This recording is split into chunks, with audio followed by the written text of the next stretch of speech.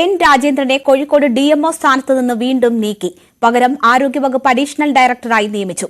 പുതിയ കോഴിക്കോട് DMO ആയി doctor ആശാദേവിയെ വീണ്ടും നിയമിച്ച് ആരോഗ്യവകുപ്പ് ഉത്തരവിറക്കി.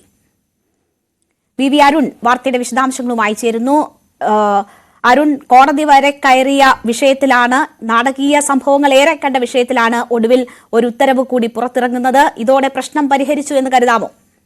എന്ന് വേണം കരുതാൻ. കോടതിയുടെ ഇടപെടൽ തന്നെയാണ് ഇതിൽ നിർണായകമായത്. ഹൈക്കോടതിയിൽ ആദ്യം അഡ്മിനിസ്ട്രേറ്റീവ് ട്രിബ്യൂണലിലും പിന്നീട് ഹൈക്കോടതിയിലും ഈ ആശാദേവിയും അതുപോലെ ഡോക്ടർ രാജേന്ദ്രനും സമീപിച്ചു. അവിടെ ഹൈക്കോടതിയാണ് രണ്ടുപേരുടെ ഭാഗം കേട്ട ശേഷം ഒരു തീരുമാനമെടുക്കാൻ ആരോഗ്യവകുപ്പ് ഡയറക്ടറെ ചുമതലപ്പെടുത്തിയത്. ആ ഹിയറിംഗിന് ശേഷമാണ് ഇപ്പോൾ തീരുമാനത്തിലേക്ക് ആരോഗ്യവകുപ്പ് ഡയറക്ടർ എത്തുകയും ഇന്ന് ഉത്തരവിറക്കുകയും ചെയ്തത്.